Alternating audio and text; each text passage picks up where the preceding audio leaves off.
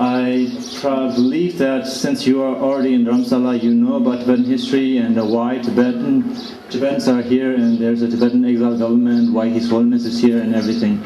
So, without further ado, let me begin my history lesson. If you have any questions along the way, just raise your hand and don't hesitate to ask. History is something that history is usually logically should be based on historical records of one country, of its own country, and not on the records based on another source. For example, for Tibet's history, it should be based on the historical records of Tibetan source, and not primarily based on Tibetan source, but secondarily based on other sources like Chinese source, Mongolian source, and Indian and British sources. So I'll be speaking mainly through the Tibetan line.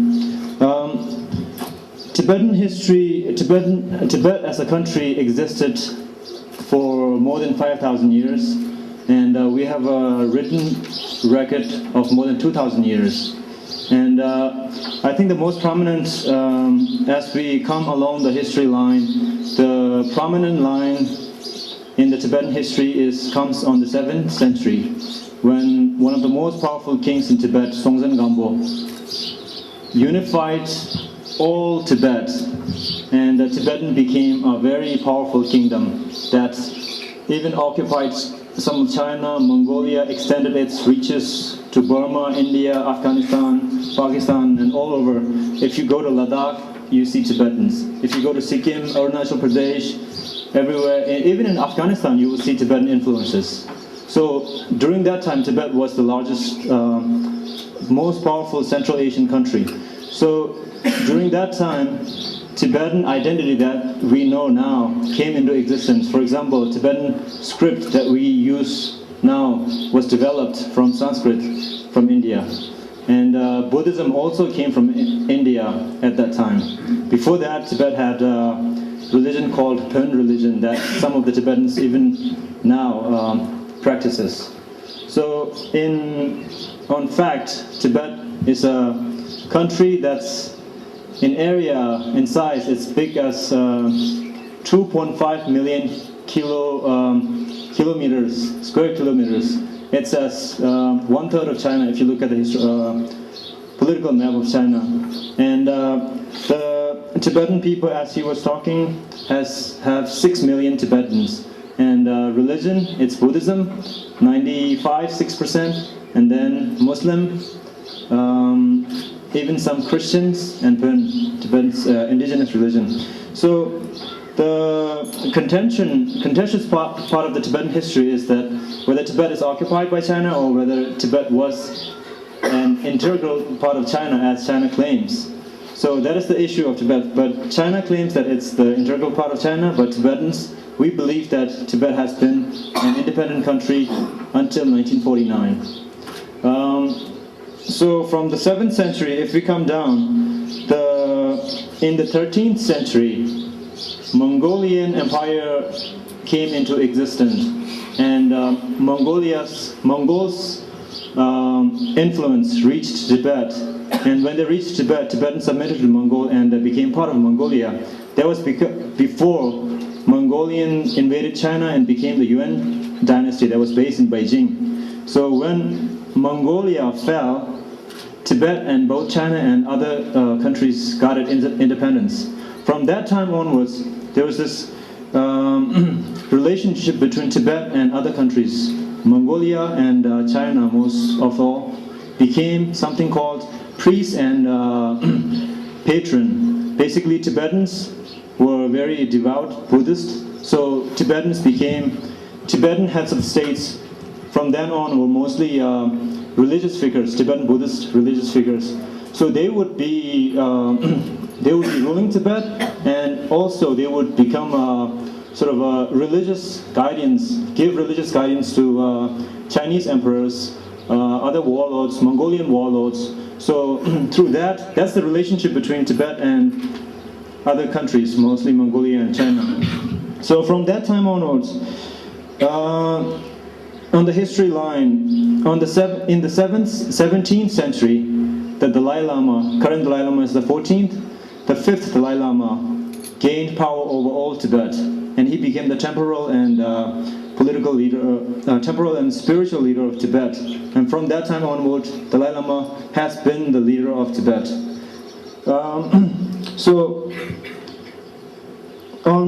In the 18th century, early 18th century, a Chinese Nepalese incursion, you know those Nepalese Gorkhas, very fierce fighter, they came into Tibet and with the military incursion, and the Dalai Lama asked for Chinese emperor's help, and Chinese emperor sent his troops to Tibet to get rid of the Nepalese invasion. And from that time onwards, Chinese emperor left a representative called Manchu Ambans in Tibet, in Lhasa, as a representative, not to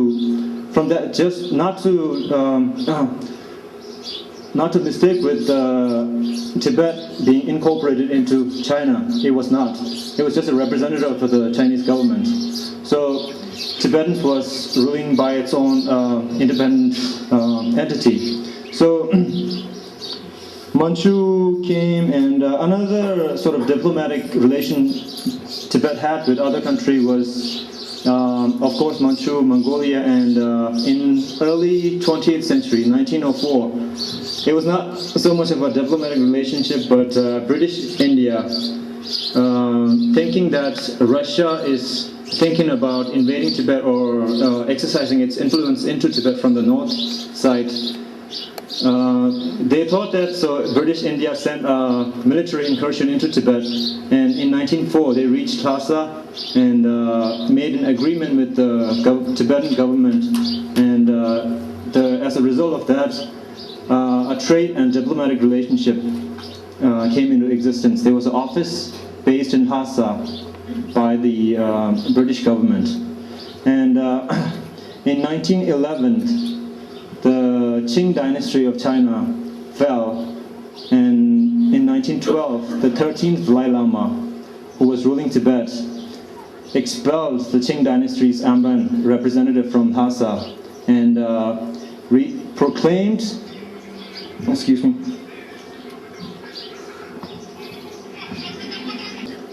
reaffirmation of the Tibetan independence, and basically declared that Tibet is an independent country and we have no foreign influence in Tibet.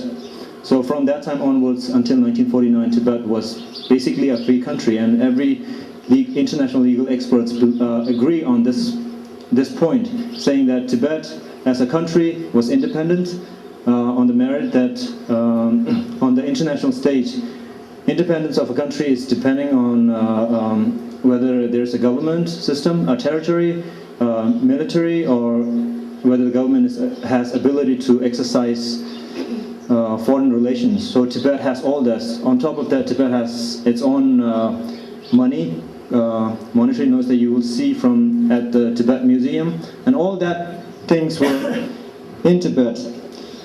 And with that, in 1949, Chinese Communist Party won the civil war in China and established a government in Beijing.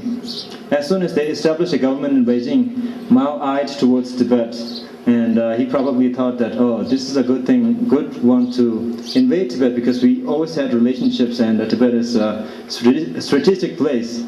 So Mao sent in troops in 1950, and in 1951, under duress, Tibetans were forced to sign something called the 17-point agreement, basically saying that Tibet would be incorporated into the People's Republic of China, and but at the same time will maintain its autonomy.